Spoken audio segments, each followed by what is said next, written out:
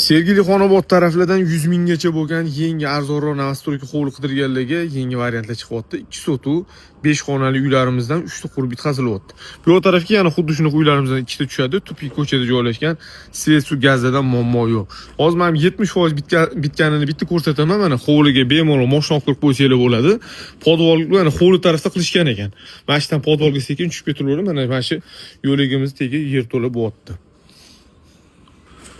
Uy ichi mana shunaqa keng koridor bilan boshlanadi. Koridor qaraylik, kattaligim juda ham chiroyli. O'ng qo'limizga mana katta zal, oldiga katta romlar qo'yilgan. Xudo xolisa bitgan holati juda vahshiy chiroyli bo'ladi. O'ng qo'limizda mana yana bitta xona spalni. Dalshi to'g'ri yurganimizda bu tarafda oshxona, konteyner kotyolli oshxonaga qo'yilgan, orqa tarafda foydalanishga joy ham tashalgan. Yonimizda mana 3-xonani ko'ramiz. O'zidan oddiy sanuzel xonasi bor ekan ichida. O'ng qo'limizda mana katta sanuzel xona qaraylik, mana zilantigidan unumli foydalanishgan.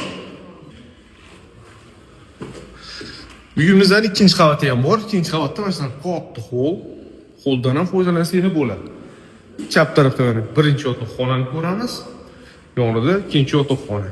Ko'ryapsizlar mana bu yoq ikkinchi qavat uji aboylarni yopishtirishni boshlashgan. Startli narxi pastki 3 holatda $82,000 chiqyapti. Xudo xolisa mana shunaqa Xonobod taraflardan arzonroq qidirganda bu starqat bor edi. Narxini ham o'zingiz egasiga kelishsanglar bo'ladi.